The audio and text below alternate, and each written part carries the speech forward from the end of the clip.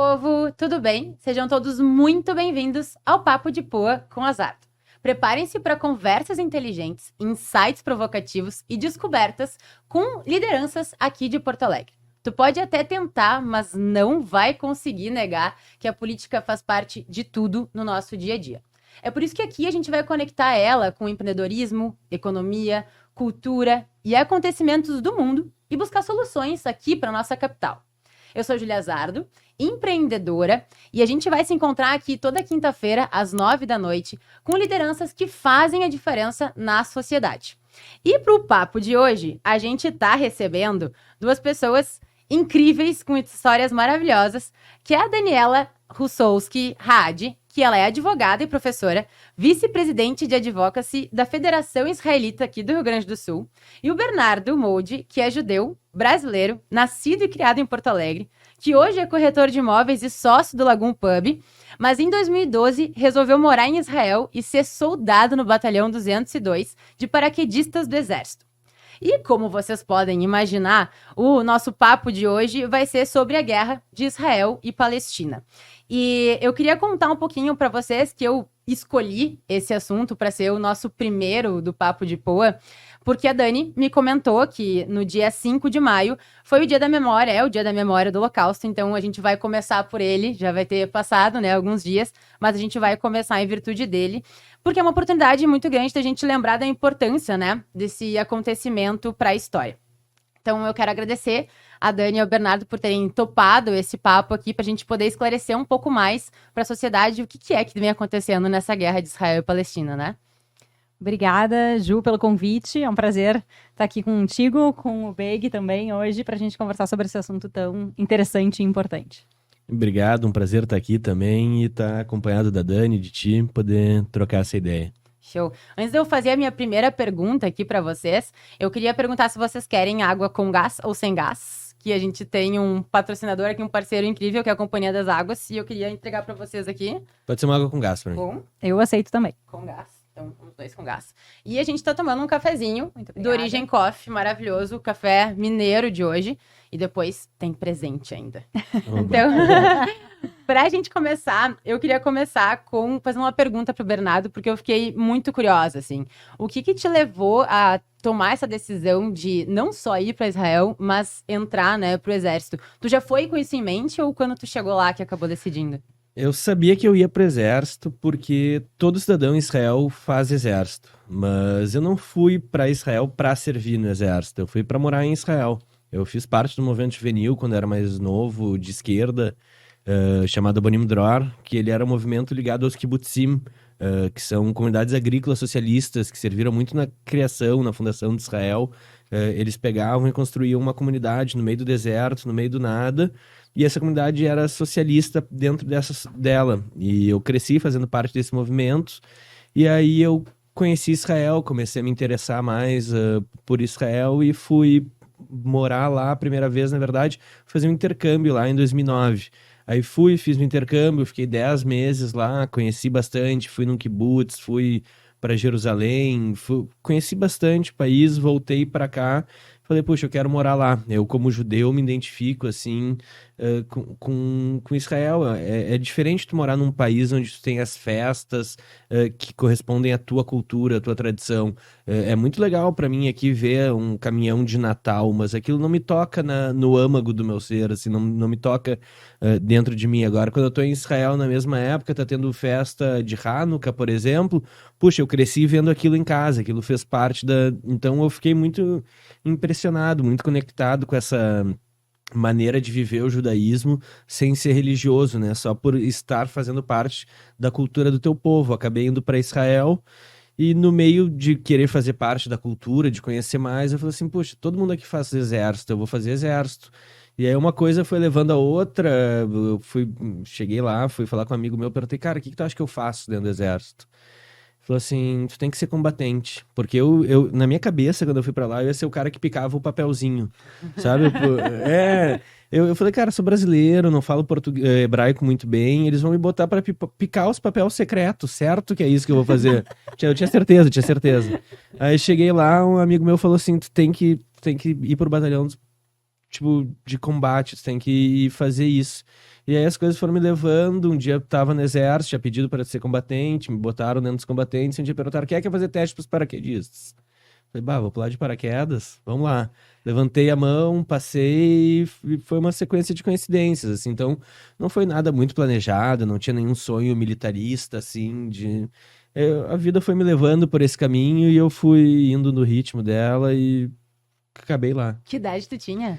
Tinha 20 anos quando eu entrei no exército. Eu cheguei em Israel em 2012, janeiro de 2012, e entrei no exército em julho de 2012. Fiz um curso de hebraico rápido, adiantei o serviço, assim, porque eu teria um tempo de adaptação maior pela lei, mas eu quis já fazer logo para conhecer. E foi uma experiência incrível, assim. Conheci gente, cultura, vi muita Sim, coisa. viveu a cultura de fato. Aquilo que tu presenciava aqui, família, lá tu viveu na Vivi, pele. vivi, tipo assim, eu era o soldado que tava andando no ônibus de repente, né? De eu ir visitar lá e ver o soldado andando no ônibus fardado, de repente era eu indo pra casa fardado, assim, e a coisa muda muito rápido. Tu entra um dia, tu bota uma farda e tu já sai fardado e tu é um Nossa. soldado. Tipo assim, é isso. Que legal. E o retorno, assim, depois a vida normal aqui de Porto Alegre foi tranquilo. Tu saiu e já saiu direto ou tu saiu e ficou um tempo lá e depois veio? Fiquei um tempo morando em Israel, minha ideia não era voltar pra cá, acabei em situações de família voltando, mas fiquei morando em Israel um tempo, depois saí do exército, fui trabalhar num bar, tipo assim, vivi Israel bastante, assim, Uhum. fiquei quase um ano depois que saí do exército lá e mais meio ano antes de entrar, então deu pra conhecer bem também, e durante o período do exército também viajei, conheci muitas partes que às vezes amigos meus que moram lá já há bastante tempo. No exército tu vai, né? Porque Israel, quando a gente vai pensar, a gente tem que pensar que é menor que Sergipe. Sergipe é o menor estado do Brasil. Então, o que que é conhecer Israel? Cara, tu pega um carro, vai de norte a sul, são 7 horas de Nossa. distância. É a maior distância, tipo assim. Uhum. Então, realmente conheci caminhando boa parte de Israel, de em cada biboca, assim, sabe? De ônibus, de trem, de caminhão. Viajei, conheci tudo, assim. Foi muito incrível. Que demais. Dani, vi nas tuas redes sociais, tu também esteve por lá, né? Estive. Não, eu acho muito legal ouvir o Beg falando. A gente é colega, assim, de colégio, a gente cresceu junto, é meu amigo desde de pequeno, assim, então as experiências que ele teve lá, assim, é sempre legal ouvir. Eu estive lá em dezembro, 2 meses, um pouquinho mais de 2 meses depois do início da guerra, né, no dia 7 de outubro, do ataque do Hamas a Israel, ao sul de Israel, justamente para visitar os lugares que foram atingidos, ver um pouco da estrutura que Israel construiu também depois do dia 7 de outubro. E eu acho que um ponto muito interessante do que o Beg trouxe aqui da experiência dele, é uma experiência real de um cidadão israelense, Uhum. né? Então essa pergunta, né, o que te fez querer ir para o exército, o que te fez querer servir? Na verdade, pro israelense isso é natural, assim, tu nasce, tu sabe que tu vai servir o exército, e tu faz isso, não importa o governo que esteja, e isso não diminui ou aumenta pelo governo que esteja o teu orgulho em fazer isso, ou a tua compreensão de que isso é simplesmente necessário para a sobrevivência. Sim. Então, acho que isso está muito enraizado na identidade do israelense, né? De entender que precisa, para sobreviver, servir o exército. Sim. Inclusive, naquela época, quando eu entrei no exército, quando eu morava em Israel, eu me considerava uma pessoa com uma visão bem mais de esquerda, né? Mais ligado aos movimentos socialistas, enfim, por causa desse background que eu tive dentro do movimento juvenil de esquerda, né? Tipo assim, me criei ali dentro, conheci Israel através dos kibbutzim, das comunidades agrícolas, das comunas, conheci muito dessa parte. E quando eu entrei no exército, isso não tinha mudado. Foi anos depois que eu troquei minha visão política, enfim, que eu mudei a maneira como eu via as coisas. Mas naquela época eu dizia para as pessoas assim, se eu não tiver no exército, quem é que vai estar de olho nas outras pessoas? Quem é que vai garantir que essa instituição funciona, tipo, da maneira adequada, né? Que abusos não são cometidos. Então, eu acho que a gente ter pessoas que sejam sensatas, assim, que tenham uma visão de mundo razoável, tá dentro do exército, ela garante com que as outras pessoas que às vezes não têm, e que em toda instituição vai existir, sempre vai acontecer, elas são as garantidoras da estabilidade da instituição. Então, mesmo naquela época, eu entendia isso já, assim, era essa a resposta, inclusive, que eu dava para as pessoas.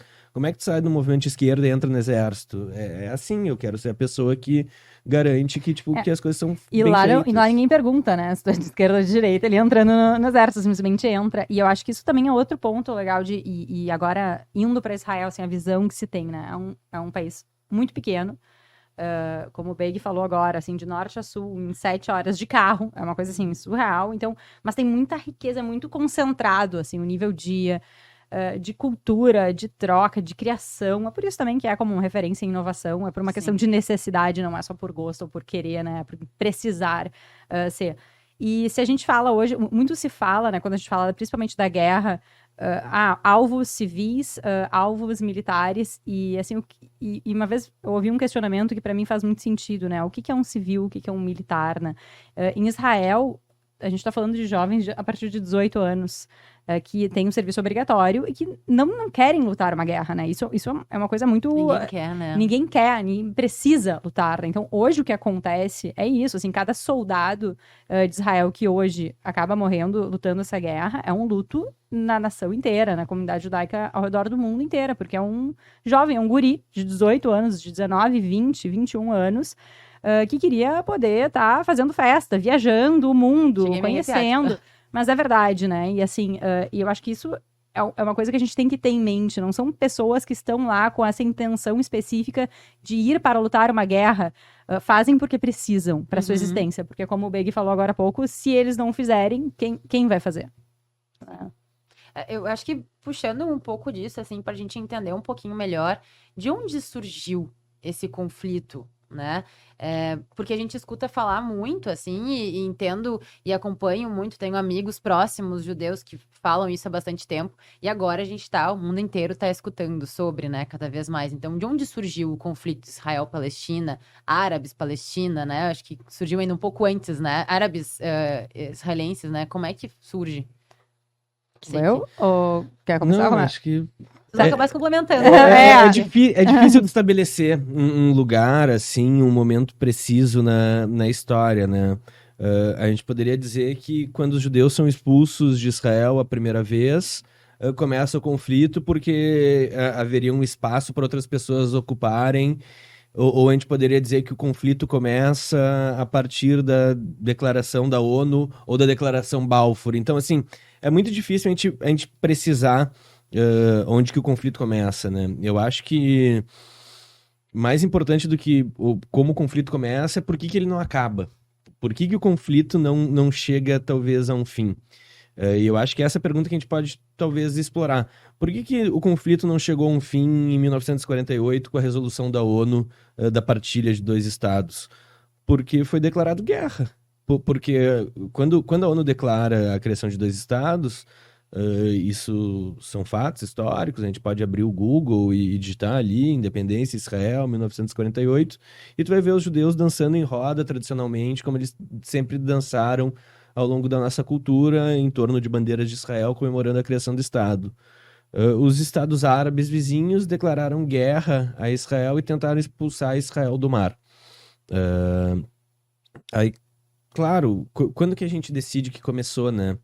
A gente poderia dizer que isso começou um pouco antes, quando acaba o Império Turco-Otomano, aquilo vira mandato britânico, sai dos turcos, que também não são árabes, são turcos.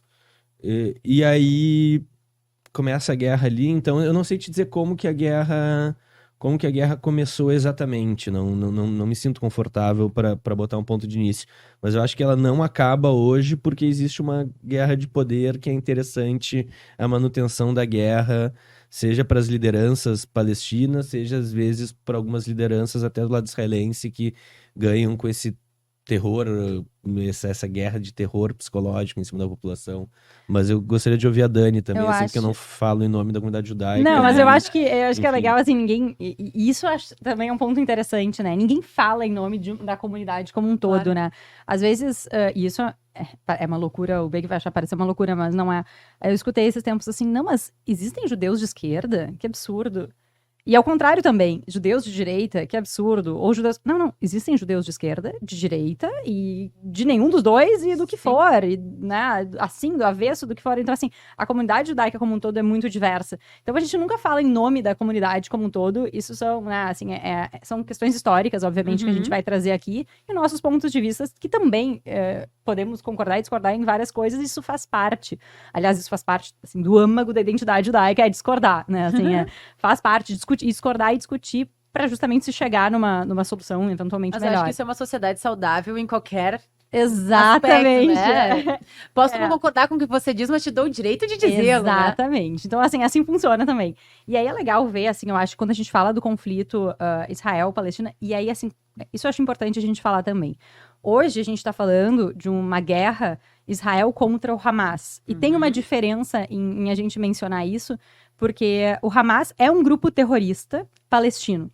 Né? Então, que ele está na faixa de Gaza, ele também tem adeptos na Cisjordânia, que é outro território palestino, mas os palestinos hoje, como são chamados, são árabes da região da Palestina, eles são uma população normal, civil, que vão ter adeptos eventualmente ao Hamas e outros não. A guerra que Israel trava hoje não é contra o palestino enquanto nação, Cidadão. População, cidadão, porque não existe um país palestino ainda, a gente pode falar, acho que vai falar um pouquinho sobre isso, mas contra um grupo terrorista que, inclusive, esse é o ponto, né? Assim, se mantém um poder sobre a população palestina que prejudica os próprios palestinos em si. Porque, afinal de contas, por que a faixa... Não é por falta de dinheiro, a gente viu hoje, né? A gente vê na televisão, nos noticiários, em qualquer lugar que se acessa de notícias, a quantidade de recursos investidos em túneis, em armamento. Assim, é um poderio militar gigantesco que hoje o Hamas detém, ou que detinha até agora, isso não veio do nada, isso custa muito caro. Então, assim, muito dinheiro entra na faixa de Gaza, há muito recurso que deveria estar sendo investido em educação, em estrutura, em saneamento, assim, em qualidade de vida para crescer aquele lugar e realmente se tornar um país palestino, independente, autônomo, que eles possam, assim, prosperar, né? Acho que essa é a visão ideal. Então, a primeira coisa, assim, a guerra não é contra os palestinos em si, é contra o Hamas. Mas existe um conflito entre israelenses e palestinos histórico, né? E aí eu acho que remonta um pouquinho do que o Beg falou. A ideia, a conexão dos judeus com Israel, ela não é de 48, não é pós-Holocausto também, Segunda Guerra. Ela é muito antes, tem mais de 3.000 anos. Então a gente poderia, por isso que é muito difícil botar o marco temporal, porque a gente poderia voltar. Vamos falar dos tempos bíblicos, lá 3.000 anos atrás, onde os hebreus ficavam, os Uma judeus... aldeia atacou outra aldeia, e aí daí surgiu um ódio, tipo assim, então, as explicações de onde surgem são... Então, assim, tem como a gente voltar e discutir isso? Tem. A gente pode analisar, fazer uma análise super histórica. Não acho que seriam os mais adequados a fazer também, mas acho que válido. Mas a gente pode começar a olhar, eu acho que um bom marco para enxergar isso é o fim do Império Otomano, ali, fim da Primeira Guerra Mundial, quando começa ali o mandato britânico, um pouquinho antes de começar a ser aprovado ali pelas Nações Unidas, o mandato britânico, teve a declaração de Balfour, que foi uma declaração vinda também da Grã-Bretanha, no caso, dizendo que a região da Palestina poderia ser, deveria, né, assim, viam com bons olhos a criação de um Estado judeu naquela região. Não se dizia se era na região inteira, não se dizia se era um pedacinho da região, qual exatamente seria o território, mas que ali seriam visto com bons olhos a criação. Ali sempre existiram judeus, os judeus não saíram de lá e voltaram. Aumentou e diminuiu a população por questão de perseguições, e inclusive ao redor do mundo, na diáspora, né, onde os judeus foram, Europa, na Rússia, muitas perseguições também, e teve também, a volta. Quando os judeus são expulsos, né, e eles não voltam não só por falta de vontade, às vezes por falta de recursos, né, a gente não vivia num mundo globalizado como a gente vive hoje, onde tu sobe no avião, tu chega lá, onde tu entra num navio e é seguro, é rápido. As rotas, às vezes, para chegar de volta até Israel depois de ter sido expulso, eram muito complicadas, tipo assim. Tanto que tem aquela primeira divisão do mapa da ONU que me chama a atenção, é como ele é picotado, né? Israel ficou numa ponta e tem uma conexão entre Gaza e a Palestina. Exato. Eu acho que é legal. Agora fica legal. Felipe, tu abre pra gente, por favor, o mapa. Eu vou te dizer aqui o nome que tá esse primeiro que a gente quer. Mas eu acho que... mapa de território, eu acho. Eu acho que Ju pode botar o dos dois mapas. O que tem Daí dois a gente faz acho que o cronograma que a gente enxerga Pode bem ser. legal. O de 2 e depois o de 3 daí. E aí pega o... Porque Esse- nesse mapa a gente vai ver ali uma Palestina, região que o mandato britânico denominou como Palestina. Uhum. E que é uma região muito maior do que Israel hoje. A gente vai olhar ali, vai dar para ver a região onde hoje é Israel, e mais para a direita a gente vai ver a região da Jordânia, né? Que naquela época fazia parte de toda essa porção de terra chamada Palestina. Ó, aqui, ó. Se a gente botar o da esquerda aqui, de 17 a 22, essa região que o Beg tá comentando aqui é a região da Palestina. Então, assim, não existe um país Palestina, não existia um país árabe nesse lugar, não existia um país judeu nesse lugar, ele era um lugar sem nenhum país aqui autodeclarado, ou enfim. O Império Turco Otomano cai e o mandato britânico toma posse, vira protetorado britânico aquilo ali. Isso. O protetorado britânico precisava se referir àquilo de alguma maneira. Como que se refere àquilo? Aquela ali é a região da Palestina. Então, essa em amarelo aí é a região que a gente vê na esquerda, né, onde tem 1917 a 1922, é a região da Palestina segundo o mandato britânico.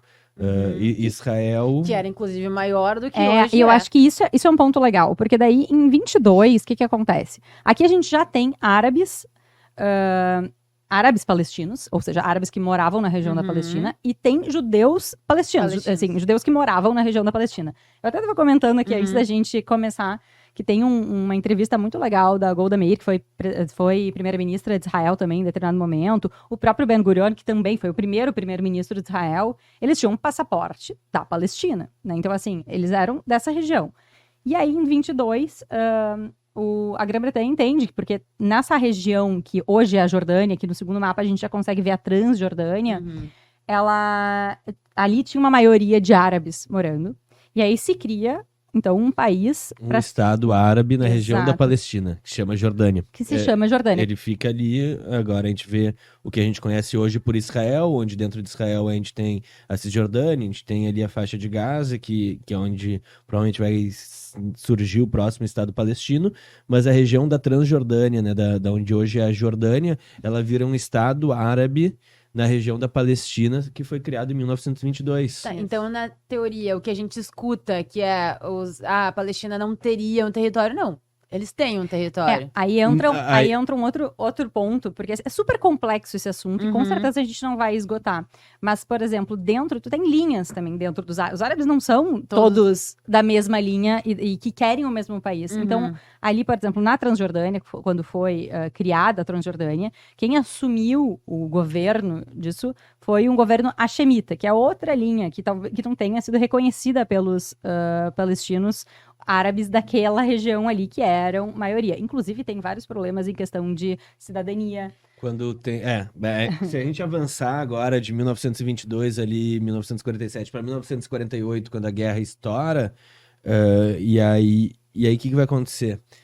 Tinham esses árabes que estavam dentro da região onde hoje a gente conhece como Israel, eles vão querer ir para a Jordânia, muitos deles fogem, porque existe uma promessa de que nós vamos expulsar os judeus para o mar, saiam daí, a gente vem, expulsa todo mundo, quando a gente terminar vocês voltam, quando a guerra acabar vocês voltam, e aí muita gente saiu dos seus lares, abandonou seus lares, na esperança de retornar no fim da guerra. Eles vão para a Jordânia, boa parte deles, e onde que eles vivem até hoje, de 1948 até hoje? Em campos de refugiados, dentro da Jordânia. Então, quando a gente fala de um campo de refugiados palestino, não é dentro de Israel. A gente tá falando dentro da Jordânia, dentro do Estado árabe. Tá, não, isso me abriu muito a mente, porque eu assisti Falda recentemente, ótimo. e aí eu vi, assim, campo de refugiados, mas por que refugiados na Jordânia? Então agora entendo o porquê disso. E por muito tempo, Eles são no refugiados da Líbano guerra de 48, também, exatamente, no Líbano também teve outra guerra no Líbano que se deu em razão disso também, de uma guerra civil ocasionada por refugiados palestinos, e aí alguns grupos extremistas que surgem disso com o governo libanês, mas isso é um pouquinho adiante. Mas eu acho que isso nos dá uma noção geral, porque com a Transjordânia, se eu não me engano, foi em algo como 80% do território, a maior parte do território da Palestina foi dedicado à Transjordânia. E aí sobra um outro território, que é o território da Palestina, e a gente está falando de 22, e depois só em 47. Né? Então, o mandato britânico, ele fica sobre essa região até lá, com um problema, que é os árabes da região e os judeus da região, eles não conseguem conviver em paz. Há, assim, conflito constante. Então, mandam comissões pro local para estudar, para ver a possibilidade de o que seria uma solução para isso. Né? Então, assim, seria um país, se cogitou, um país só com árabes e judeus morando juntos. E aí vem, inclusive, um relatório dizendo, olha, não, o ideal aqui é se chegar a 2 estados, então ter 2 países, um país árabe e um país judeu, e aí é o que se tem aquele primeiro mapa que a gente conversou, em que tem uma proposta, e eu tô pulando aqui um monte de coisa, mas assim, que tem uma proposta de partilha dessa região que sobrou, então só desse Daí a gente restinho. pode coloca pra gente, Felipe, por favor, que é o que tem 3 mapas juntos daí, mas não o que é igual a esse. Esse aí. Perfeito. Esse. Que aí ali a gente tem o mapa que foi a divisão feita pela ONU, no caso, né? A imagem não tá tão boa, mas vai dar pra vocês entenderem um pouquinho melhor. Esse da esquerda é a Isso aí. proposta de partilha que a ONU fez e que em 1948 foi aceita pelos judeus e deu início ao Estado de Israel. Em verde é a parte que fica para os judeus, né, nesse mapa da esquerda, e na parte laranja é a parte que fica para os árabes. Por que isso não acontece? Por que isso aqui não vira um fato? Porque naquela época não foi aceito pelos árabes. Eles não reconheceram o Estado de Israel, né?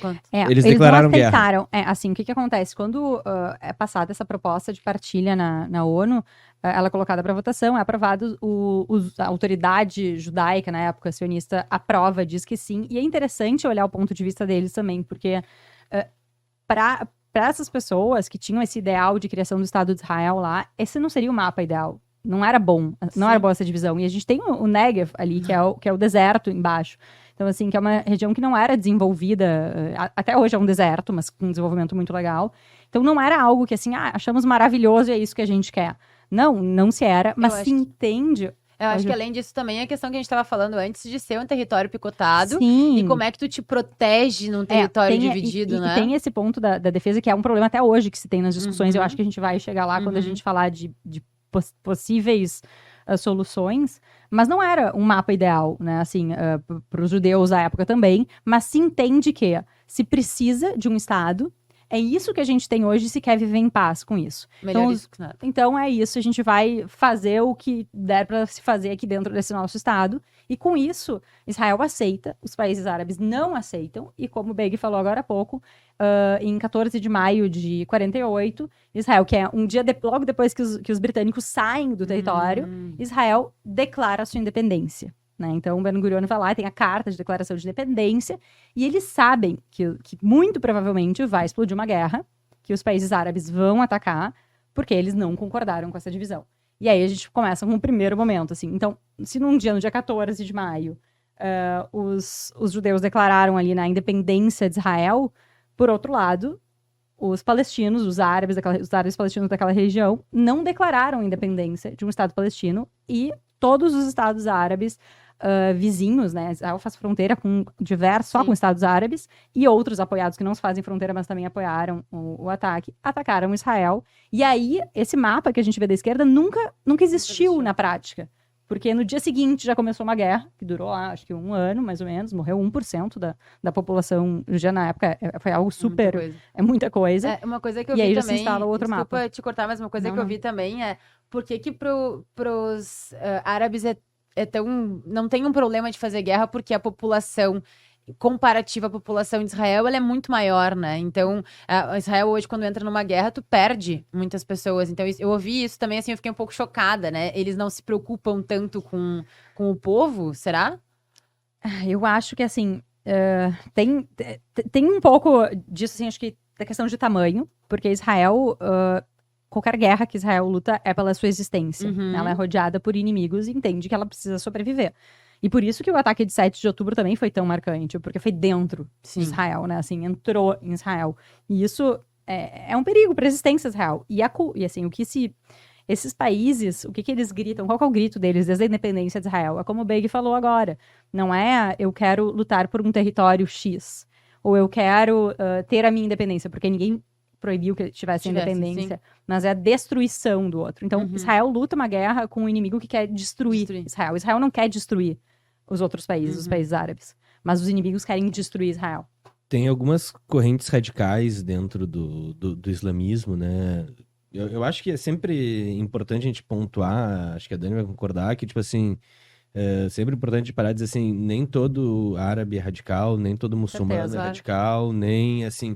Mas quando a gente está falando das correntes radicais, existe dentro delas uma que acredita que toda terra que em algum momento pertenceu ao Islã, ela vai ser do Islã para sempre. E ela não pode deixar de ser do Islã.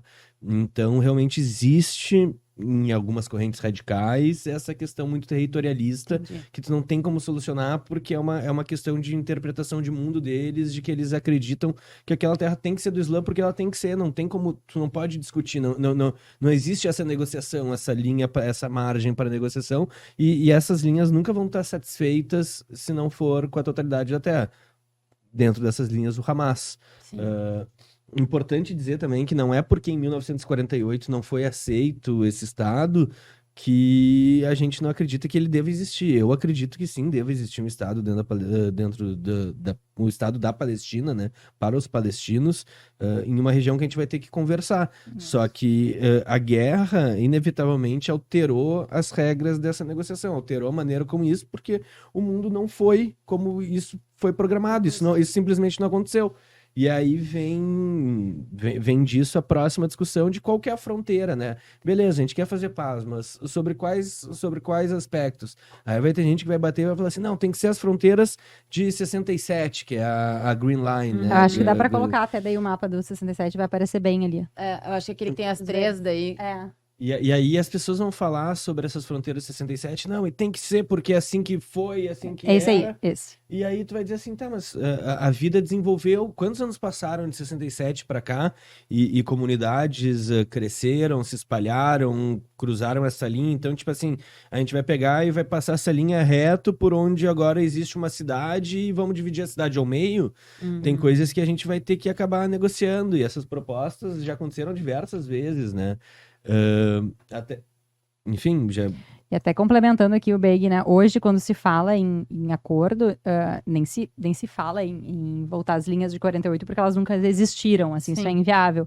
Então, todos os acordos que foram cogitados, pensados, trabalhados, elas são em cima das linhas de 67, realmente. O que eu vi também, que tem a questão do acordo, que é o 242, né? Que foi A a resolução resolução. que foi feita de 67, que fala um pouco, ficou meio aberto para interpretações de, entregaremos o território que foi conquistado em guerra, mas o conquistado em guerra até onde, né? Não tem uma limitação, até porque se entende que no momento que tu tá fazendo um acordo, tu não pode estar com nada muito rígido, né? Então, de fato, eu acho que é uma coisa que tem que ser um acordo, né? Eu acho que essa pegou um ponto muito legal, Ju, de falar. Tem a resolução 242 do Conselho de Segurança da ONU, que foi lá de 67 mesmo, né? Foi isso? Uhum.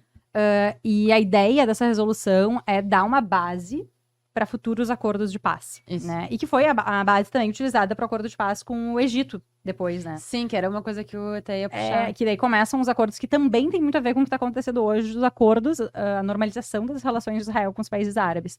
Mas essa resolução, ela traz esse ponto que é legal, que é a troca de território. Então, assim, a troca de território é voltar a fronteiras, né, anteriores, como de 67, em troca de paz, né? E o que é a paz?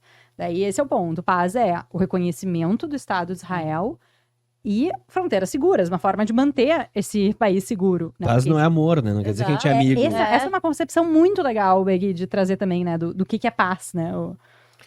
Paz quer dizer segurança, quer dizer assim, olha, a gente não vai aí matar vocês não vêm aqui nos matar, não quer dizer assim, eu passo a concordar com o que eles Mas fazem eu tenho meu ali do direito outro de me lado. proteger. É isso. Mas a gente tem as fronteiras seguras, né? Assim, e quando a gente fala em paz e território e as fronteiras de 67, é interessante a gente olhar para o mapa do meio, né?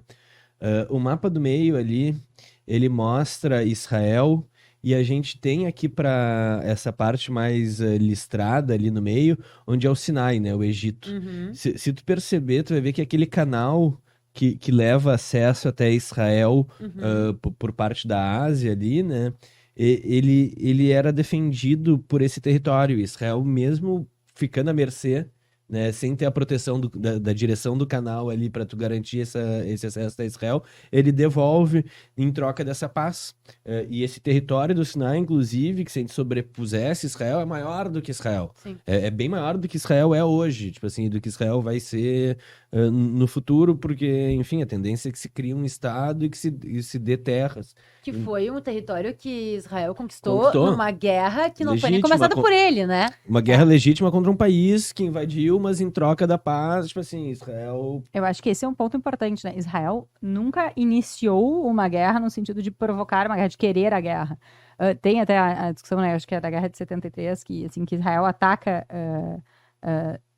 ou de 67, que Israel ataca primeiro, mas não é ataca primeiro no sentido de que inicia a guerra, mas porque sabe que vai ser atacado, e então como uma prevenção, e isso é considerado internacionalmente também, no sentido de que eu preciso me defender, preciso lutar essa guerra fora do meu território, e por isso dou o primeiro passo. Eu não preciso que os jatos estejam no ar, né? Basta eu posicionar os jatos por uma região para eles decolarem. E aí eu acho que essa é a ideia, né? Israel não quer essas guerras, Israel precisa de fronteiras seguras para existir. E eu acho que também essas guerras, elas nunca iniciaram atacando a população, né? Os civis. Israel sempre buscou atacar ali o foco onde viria depois um início, né? Pelo menos o que eu cheguei a pesquisas ali, né? Não sei se vocês...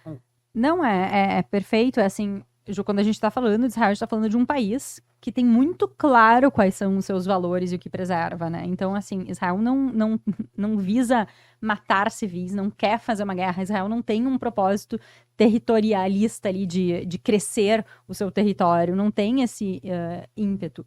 Aí até vão perguntar assim, tá, mas não tem. Eu ouvi o discurso de não sei quem, de um ministro de extrema-direita de Israel falando alguma coisa. Cara, mas a gente tem radicais em todos os lugares, né? E tem problemas de ideologia em todos os lugares. Mas essa não é a ideologia predominante de Israel, isso não é, e nunca foi a ideia de Israel desde sua fundação. Pelo contrário, e isso é provado pela história de Israel, a composição, inclusive, dos mapas, né? De devolver território em troca de paz. Sair unilateralmente de territórios em troca de paz. E aí, claro, nos leva, eu acho também, a falar de Gaza, e Cisjordânia, né? Que tem...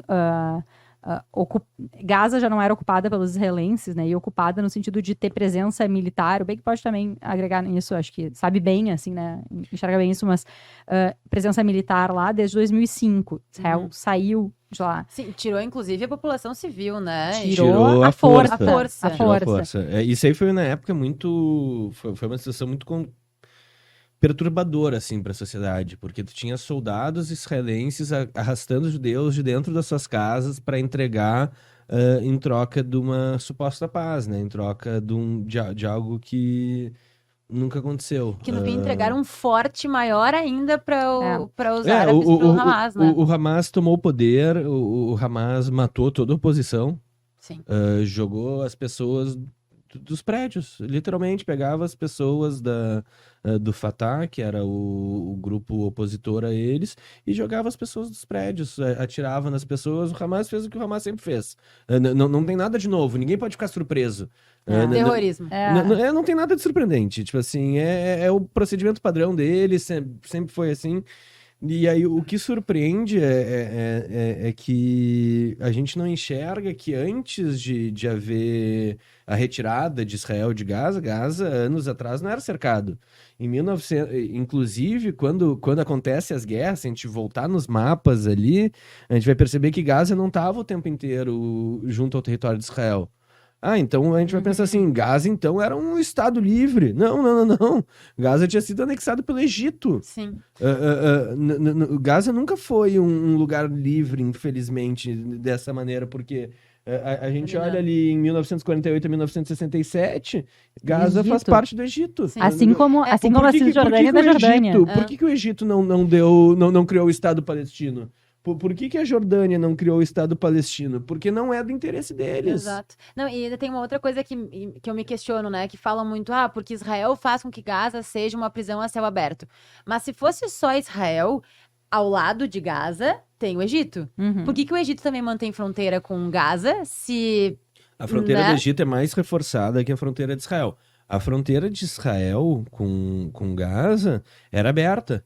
Só que aconteceu muitos atentados. Uhum. E eu não sei os números de cabeça, mas se a gente for pesquisar, dá para ver uma diferença significativa desde que começaram a cercar os kibbutzim e o Gaza e a proteção que isso deu para os kibbutzim que ficam ali na fronteira, que agora foram atacados.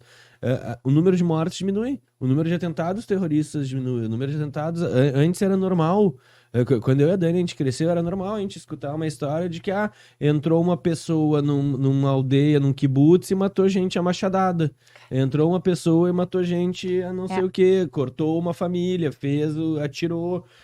Então, isso aí efetivamente diminui. Quer dizer que eu gosto disso? Eu não gosto disso. Mas isso efetivamente diminui as mortes de cidadãos israelenses. É difícil tu posicionar contra. Nesse ponto, foi virando consenso em Israel. E, Bey, se eu puder agregar isso ao que tu tá falando, né? Esses ataques, eles vão, de novo, eles não são de alvos militares, não é iniciando uma guerra. Uhum.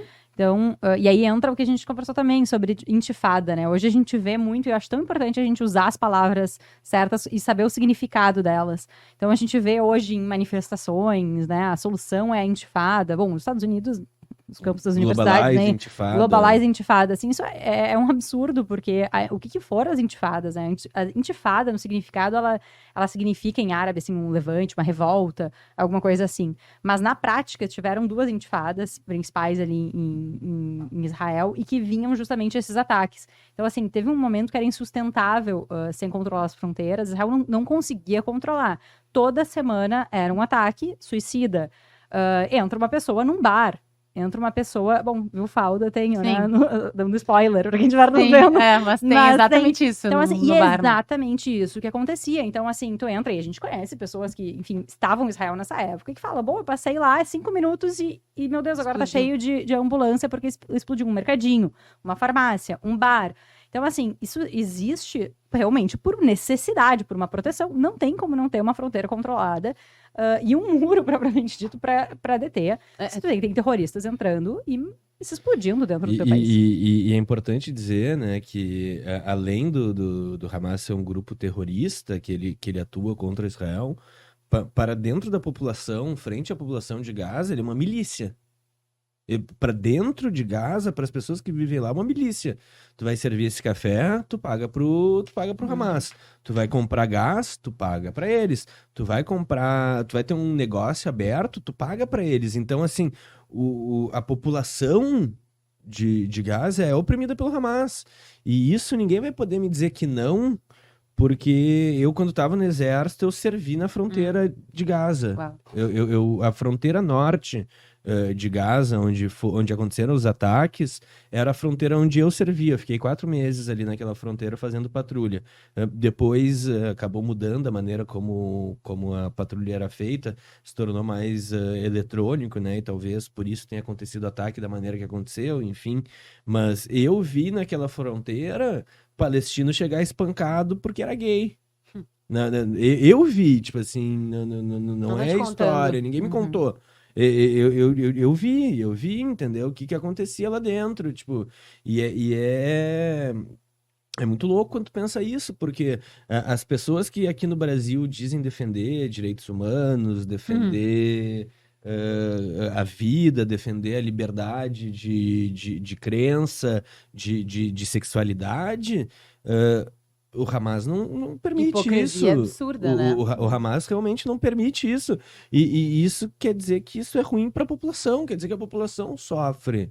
Que a população sofre nas mãos do Hamas. Então, assim, por que o Hamas segue no poder, então? Porque eles matam quem discordar. Eu anotei aqui alguns dados, que eu acho importante a gente trazer dados para a conversa, né? E aí aqui fala, isso perguntando para o povo palestino com relação ao Hamas. Fala que 54% da população, ou seja, mais da metade da população, diz ter medo de criticar o Hamas. 53% da população concorda que o Hamas deveria parar de pedir destruição de Israel. E 72% da população diz que o Hamas é corrupto. Então, se a gente tem esses dados com relação ao Hamas e a própria população de Palestina é contra, aí vem de uma outra pergunta que eu tinha, que no fim a gente acabou respondendo antes, a guerra realmente não é Palestina e Israel como a gente nomeia, como a internet vem nomeando, a mídia vem nomeando. Ela é uma guerra contra Israel e o Hamas, contra os terroristas que querem o extermínio da população, né? E aí, acho que buscando um pouco até do que tu estava começando a falar, Bernardo, eu ia trazer realmente isso, assim, hoje a esquerda brasileira apoia o Hamas, vai para as ruas com bandeira do Hamas. A gente viu aí no parlamento, tinha uma pessoa entregando panfleto, né, com camiseta do Hamas. E aí a gente precisa lembrar que a nossa Constituição, ela é contra o terrorismo. Então, a Constituição brasileira ela é contra o terrorismo. E como é que a gente tem um governo que está no poder, que apoia um Estado terrorista, né? Que apoia um movimento, não é um Estado, é um movimento terrorista. De que forma vocês entendem que isso impacta na sociedade? Isso impacta diretamente, né? A gente vê os casos de antissemitismo crescendo no Brasil. A gente viu na Bahia uma mulher entrar numa loja de uma pessoa que tu via claramente que ela não era, por exemplo, uma judia... Não que isso fosse justificar, mas que ela não era uma judia religiosa, tipo, ortodoxa. Era uma loja, tipo, que vendia incensos e cristais e, tipo, toda uma coisa meio holística, sei lá como é que se queira chamar isso. E pelo simples fato dela ser judia, a mulher se sentiu no direito de depredar a loja dela, tipo assim, e quebrar as coisas dela, o ganha-pão dela. Quando a gente permite, é a mesma coisa que a gente dissesse assim, não, o cara pode andar tanto com uma camiseta do Hamas, quando ele pode andar com uma camiseta da Ku Klux Klan. Como ele pode andar com uma camiseta, tipo assim, sei lá, do nazismo, tipo assim, cara, o Hamas não é Palestina. Uma coisa é a pessoa vir andar com uma bandeira da Palestina.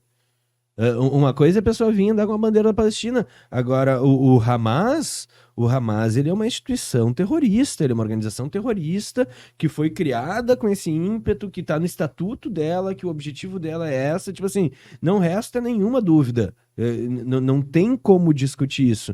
E aí agora tu vem em Porto Alegre ou no Brasil e alguém vem dizer que nem a Luciana Genro disse, que quem tem que saber se o Hamas tem que ser poder ou não são os palestinos, e ela foi gravado isso dentro da sede do Simpa, em Porto Alegre, ela falando isso. Olha o absurdo da coisa. Não, tem coisas que não. Então, se a gente decidir que no Brasil a gente vai, então, matar os velhos, porque daí a gente resolve o problema da presidência, da Previdência. Foi decidido entre nós, então tá tudo bem.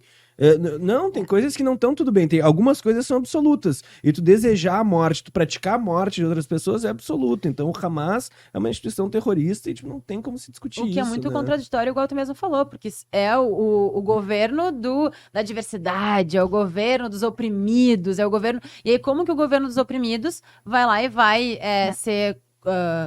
conivente, né, com um movimento que é o oposto de tudo que eles dizem pregar aqui. E eu acho perfeita essa contradição expor isso, né, porque o próprio Hamas, tá, ele é um grupo terrorista que é fundamentalista islâmico. O que eles pregam? Eles pregam a morte, a destruição, o não amor à vida. O que interessa para eles? Eles estarem dominando uma população pobre que precisa desesperadamente deles, de qualquer coisa, que precisa sobreviver. Então, assim, interesse deles não ter uma população instruída, que com debates abertos e civilizados, respeitando a diferença, mas realmente manter uma vida desgraçada para quem estiver sob o domínio deles, né? Uhum. Então, assim, é sobre o medo, é sobre isso. E aí tu vai fazendo uma lavagem cerebral e impondo para aquelas pessoas, inclusive que a própria morte, virar um mártir em prol de uma causa da sociedade, é algo positivo, algo louvável, algo nobre. E aí é curioso a gente trazer isso para cá, porque parece uma coisa muito louca, né? A gente vê movimentos que se dizem respeitar liberdades, respeitar direitos humanos, apoiarem um grupo terrorista que faz isso com a sua população, e eu não tô nem falando com o que fizeram em relação a Israel, porque não importa quem seja. Eles não podem fazer isso com israelenses, não podem fazer isso com palestinos, com cristãos, com judeus, com o que for, com muçulmanos, tanto faz, ninguém pode fazer isso com ninguém. Mas aí eu acho que entra também uma reflexão interessante sobre a hipocrisia nesse ponto, né? Desses grupos específicos que levantam bandeiras de direitos humanos numa mão e uma bandeira do Hamas na outra. Eu acho que vem muito de uma visão da ideia de luta de classes e opressor e oprimido. Quando a gente olha para o conflito Israel e palestinos, e aí agora estou falando da visão ampla, e não Israel e Hamas, mas se viu ao longo do tempo, por exemplo, o número de palestinos que não se tornam cidadãos dos países em que eles vão, né, de refugiados, eu quis dizer, não se tornam cidadãos, só aumenta. É o único grupo de refugiados que ao longo do tempo aumenta, né, de uma proporção absurda, que não tem o seu país, que vivem numa situação que é triste, e assim, se sabe, se quer que eles possam se autodeterminar, ter um país próspero, que, enfim, sejam felizes. Isso eu acho que é o sonho de Israel, para poder viver em paz e seguir sua vida. Mas e aí tu vê de outro lado, Israel, que é uma potência do ponto de vista tecnológico, militar, com uma qualidade de vida, assim, maravilhosa para quem vive lá, ainda que vivendo em um país em constante conflito e guerra, e que isso pesa no ambiente, acho que isso também é importante. Mas se traz essa dicotomia de opressor e oprimido, e quem olha não vê Israel como oprimido, não vê como um povo que precisa, que é digno de uma empatia, a ponto de ver o que aconteceu no dia 7 de outubro e não se solidarizar, e não se dar conta que hoje, neste exato momento que a gente está falando, existem pessoas há mais de 6 meses ainda sequestradas. Jovens, idosos, bebês, tem bebês lá, idosos, então assim, e a gente não discute mais isso, e esses grupos sequer falam sobre isso com uma bandeira do Hamas na mão e com direitos humanos na outra. Então, eu acho que tem um pouco dessa visão, um pouco não, acho que tem bastante dessa visão de opressor e oprimido que se transporta para cá, e as pessoas não vão a fundo e realmente analisam o que se tem aqui de... na situação, né? De valores por trás. É uma visão deturpada de valores, na verdade, totalmente, né? Porque quando tu começou a falar, querendo ou não, na essência que tu fala, o Hamas deixa que sejam oprimidos, faz com que necessitem deles para poder sobreviver. Hoje não é muito diferente, se a gente for parar pra pensar, olhando, a gente que estuda um pouco mais, que percebe um pouco mais as coisas, do que o governo vem fazendo. Usar o máximo possível da sociedade para que ele se fortaleça e que tu dependa dele em todo e qualquer momento. Então, assim, claro que numa proporção muito diferente, em formas diferentes, mas a raiz da ideia não muda muito. O Hamas é o exemplo básico disso, né? O exemplo principal disso. Quando tu pega e tu centraliza todos os recursos, tu é o detentor dos recursos. E não importa se a população concorda ou não concorda contigo, a população precisa se alimentar. Então, muitas vezes, a população tem que fazer essa pose meio blasé com o Hamas e ficar...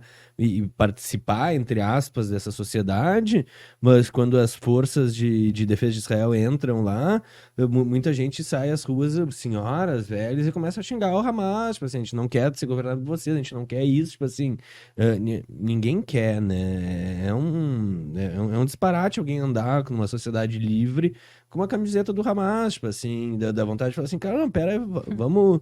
Eu te pago uma passagem, quer ir pra lá? Alguém de Porto Alegre que andou com camiseta do Hamas quer ir pra lá? A gente consegue a passagem. Tipo assim, é fácil, tipo assim, quer ir morar lá, quer sentir que quer estar lá dentro, tipo assim, porque é ridículo, assim, é ridículo. O que aconteceu no 7 de outubro foi como se a gente estivesse vivendo um pesadelo, assim, ao vivo.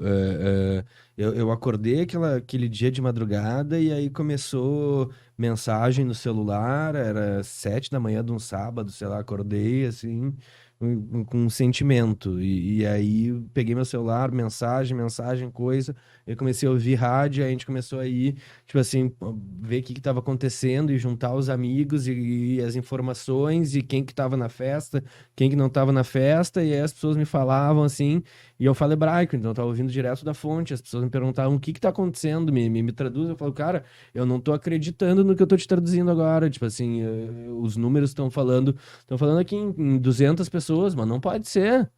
Aí dava meia hora, não, 210, 215, 220, 1.000, 1.100, 1.050, 1.000. E tu ficava assim, cara, como pode tanta gente ter... Nunca na história morreu tanto judeu quanto nesse dia fora o Holocausto. Nunca. Não, eu acho que isso é uma coisa muito importante, né? Os números. Olha a quantidade de pessoas que foram, que morreram, né? E aí, levantar uma bandeira do grupo que fez isso. Eu acho que por uma simples necessidade de dizer que vai contra do que parte da população daqui fala. Eu acho que é muito mais isso, é querer manter sempre aquela, não, eu sou oposição. Independente do que eu esteja, bandeira que eu esteja levantando. Eu acho que absurdo isso. Né? Israel caiu numa luta do globalismo internacional, né? De tipo assim, Estados Unidos apoia Israel, Israel tem uma parceria com os Estados Unidos, então nós odiamos Israel porque nós odiamos os Estados Unidos e aí entrou nesse balaio e há muitos e muitos anos isso vem sido alimentado, essa ideia vem sido construída, assim, e é importante dizer também que Israel, enquanto Estado, eu tenho diversas críticas que eu posso fazer ao Estado de Israel, tipo assim, posso passar aqui, por exemplo... O próximo podcast só pra isso. Mas tem conteúdo pra isso tipo também. Assim, não, por exemplo, Israel, quando foi criada, Israel foi criado pela esquerda, mas para ser criado, ele precisou se alinhar com os movimentos de mais direita, os movimentos mais ortodoxos. Então se criou não é bem uma constituição, é o que se chama de um status quo, e nesse status quo tem algumas regras, e algumas regras ficaram muito puxadas para a religião, porque era a única maneira dos religiosos aceitarem, e a gente conseguir, tipo, maioria judaica para, tipo assim, se criar um Estado, se abrir mão disso. Então, Israel ainda tem algumas coisas que são muito religiosas, por exemplo, assim, o casamento é uma instituição religiosa. Uhum. Eu acho que isso é ruim, mas o que eu quero explicar com casamento é uma instituição religiosa?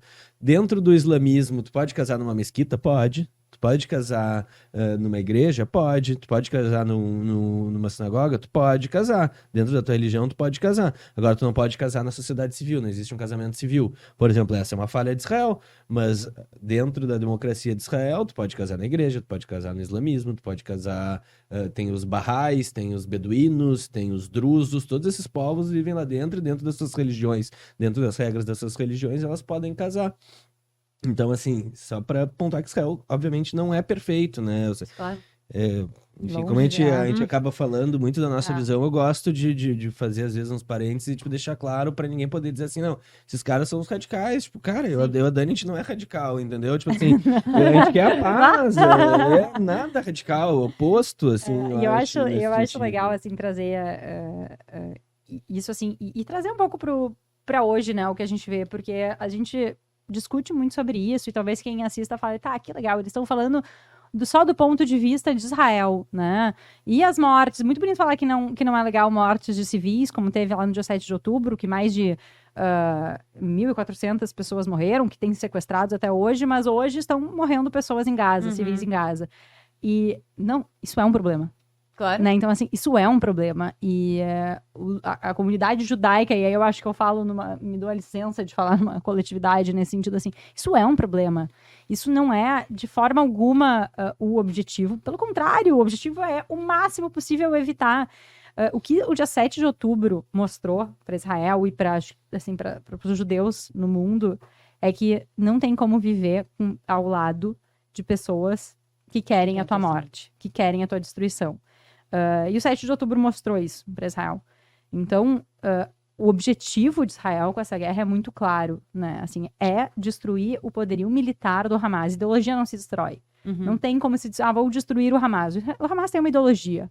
Provavelmente vai sobreviver em outro lugar, em alguma coisa. A mesma coisa com o Estado Islâmico. Se destruiu o poderio de fazer atentados, ataques, né, naqueles lugares. Mas a ideologia, em algum lugar ela tá, em algum momento surge. Mas se precisa terminar isso, não se tem como viver ao lado, né, de um grupo terrorista que sabe que a qualquer oportunidade vai repetir. Já disseram que vão repetir. Então, assim, não tem dúvida sobre isso. Eles vêm repetindo, né? Eles vêm repetindo e falam com todas as letras. Sim. E com os líderes que a gente tá falando lá no Catar, muito bem e bem encaminhados, né? Assim, sim, então, eles não estão mostrando trabalho lá. Eles não estão ali. Não estão. Então, assim, isso é um problema. Então, assim, Israel atua no máximo que pode para evitar mortes de civis. Isso é um fato. Isso é dentro de legislação internacional. Não à toa que também com o procedimento que foi aberto pela África do Sul, a própria Corte Internacional de Justiça disse, né, assim, não disse que tem homicídio, então, assim, deixou de dizer, podia ter dito, tem sim indícios de homicídio, sequer isso disse. Por quê? De genocídio, desculpa. Por quê? Porque não é a intenção de Israel. Sim. Então, assim, tem propostas de acordo... Vamos ver como é que vai estar quando for no ar também o episódio, né, do podcast, mas a ideia é se terminar isso. Né? E que realmente se consiga se estabelecer. E aí sim, eu acho que é o desafio principal do que se vê hoje é quem vai ser a liderança dos palestinos com uma capacidade de gerir um eventual, um futuro país palestino que tenha, que consiga controlar eventuais grupos radicais que surjam, ou se insurjam, mas que realmente prospere, represente os palestinos nesse sentido e consiga criar um Estado palestino que, assim, daí a minha posição é, eu sou a favor a 2 estados, Claro. né, naquele lugar ou nas fronteiras em que a gente nem entrou a fundo ali nas fronteiras disso, mas que tenham, todo o povo tem direito à autodeterminação. Agora, vai ter que ser um governo, um Estado que reconheça o Estado de Israel, porque vai ser o seu vizinho. E assim como Israel vai reconhecer esse Estado, entende? Acho que esse é o desafio principal. Eu acho que tu sintetizou muito bem. A gente tem que começar a se encaminhar aqui pros finais. A conversa tá maravilhosa. Dá pra gente fazer um outro depois falando de problemas. Mas eu acho que tu sintetizou muito bem a pergunta que eu usaria pra gente encerrar. Eu acho que a gente pode só falar um pouquinho mais sobre ela, que é de que forma a gente consegue se visualizar um fim pra essa guerra, né? Porque a gente viu ali no mapa mostrando que isso vem de muito tempo. E até quando vai se viver isso, né? Então, acho que acabar com o poderio militar poderia ser uma das respostas. De que outras formas vocês entendem que isso pode ou não vir a acontecer? A gente só faz paz com quem a gente fez guerra. Porque senão tu não faz a paz já existe. Então, a gente sempre vai ter dificuldade de se imaginar fazendo a paz com o inimigo. Mas todas as pazes que aconteceram até hoje aconteceram com inimigos, né? Então, Israel e o Egito antes não tinham paz, não eram amigos, eram inimigos, lutaram guerras, assim como diversas outras vezes. Então, o primeiro passo é a gente acreditar que isso sim é possível e que isso sim pode acontecer. O segundo passo é um reconhecimento dos estados, né? É reconhecer que vão existir 2 estados, que esses estados têm suas diferenças, têm seus povos. E o terceiro passo é a gente discutir qual é a fronteira. É isso aqui para cá, é isso aqui para lá. E concessões vão ter que ser feitas. Dos 2 lados. Dos 2 lados, concessões vão ter que ser feitas, lugares sagrados para vão ter que... E o que eu espero é que com a evolução da espécie, com a evolução de nós enquanto humanos, é que um dia a gente, mesmo esse território estando em poder de outra religião, de outro povo, a gente possa ir visitar. Porque em Israel se pode, né? Eu não posso, no caso, ir visitar a mesquita porque eu sou judeu. Mas um muçulmano quiser ir visitar a mesquita, pode. Eu tenho amigos meus israelenses muçulmanos. Sim. Amigos meus israelenses que sua língua mãe é árabe. Inclusive que serviram comigo no exército de Israel. Tipo assim, então... a coisa não é bem assim, né? A gente tem... Eu acho que a paz vai ser construída através do diálogo, através da educação, através da infraestrutura, né? Através de... Se a gente pegasse e gastasse tudo em prédio que foi gasto em concreto para construir túnel embaixo de Gaza, Nossa. a gente tinha uma infraestrutura maravilhosa e com certeza pessoas que não tivessem naquela situação de miséria, enfim, como que a gente quiser chamar, não vão ter por que ceder tanto, a sociedade se torna mais democrática, também, né? O desenvolvimento garante isso, né? As pessoas têm mais a perder, é tão simples, de certa maneira, né? O conflito vai acabar o dia que a gente conseguir tirar as pessoas mais intencionadas do poder, porque a população não quer o conflito. A população perde seu filho na guerra, dos 2 lados, seja do lado israelense, seja do lado do Hamas. Tipo, jovens estão morrendo, tipo, do lado do Hamas, do lado dos palestinos, enfim, não querendo categorizar ninguém como, mas é isso, o povo, a maioria das pessoas só perde, só morre os seus parentes, só perde dinheiro, só fecha os seus negócios, enfim.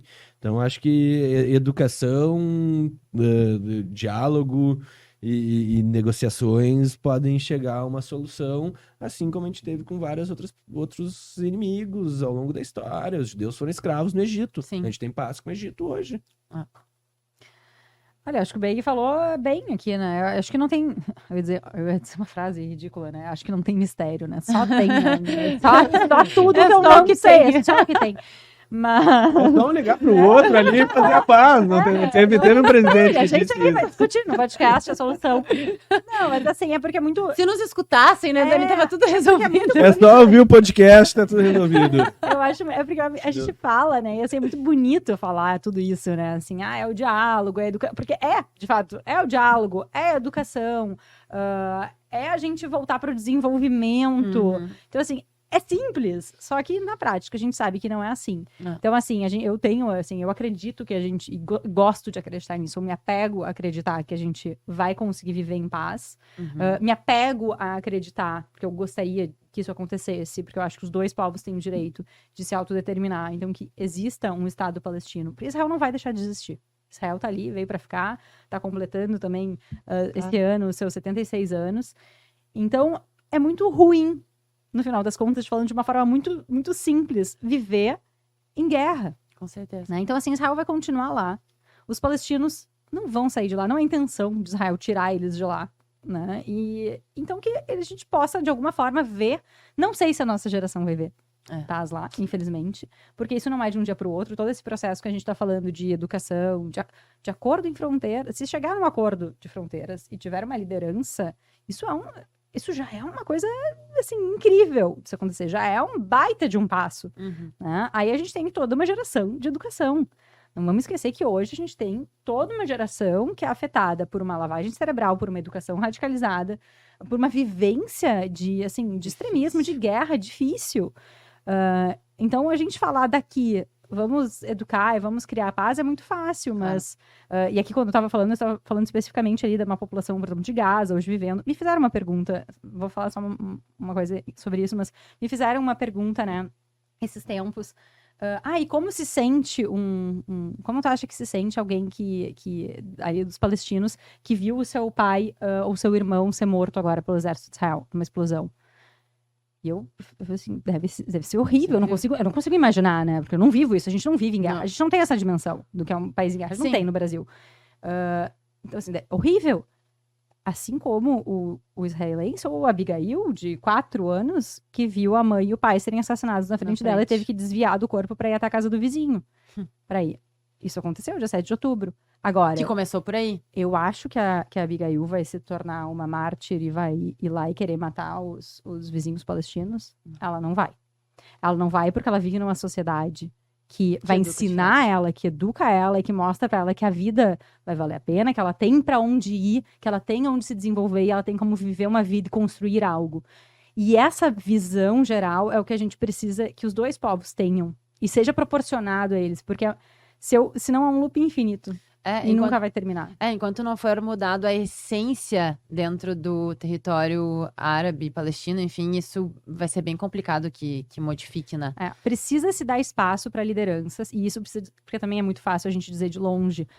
Falem as vozes boas, surjam as vozes que querem liberdade. Mas como o Beg falou no início, surge e acontece o quê? Sim. E vai ser morto hoje. Sim, lá. assim como eles são opressores com o território oposto, eles vão. Então, vai ser com se a gente fosse resumir o resumo do resumo do resumo.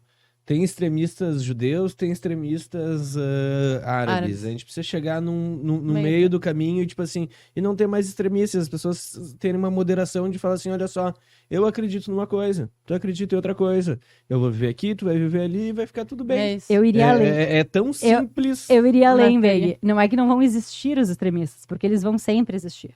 Eles sejam minoria. Mas que eles não sejam quem controla. Verdade. Então, esse é o ponto. Então, assim, se existem extremistas do lado de Israel, existir, né? assim como existem do outro lado, mas eles não podem ser os que controlam e que ditam as regras do que vai acontecer. A gente vai precisar encontrar esse caminho aí do meio, tendo os extremistas, né? A gente teve uma frase célebre aí que diz que para Israel não existem caminhos fáceis, né? Mas o caminho da paz é preferível ao caminho da guerra. Então, tipo, não vai ser fácil tu fazer paz com quem tu já fez guerra, com quem já matou um filho teu, com quem já... para ambos os lados. Mas o caminho da paz é o único caminho viável, né? E eu sei que a gente tá se encerrando, mas já que a gente tá daqui de Porto Alegre falando, né, de um assunto que é tão distante, mas a gente respira isso, né? Acorda e vê no noticiário e vê manifestações. É deixar um convite para que as pessoas façam essas reflexões que a gente está pensando aqui, né? Com certeza. De diálogo, de tolerância, de quando vai levantar uma bandeira, fazer uma manifestação, fazer um grito, é nesse sentido, de algo construtivo e não destrutivo. Eu acho que foi esse o propósito da gente gravar aqui, foi justamente esse. Eu não sou judia, né? E eu trouxe vocês aqui para poder, com mais propriedade, falar sobre o assunto, porque tu fica naquele meio, assim, tá, e agora?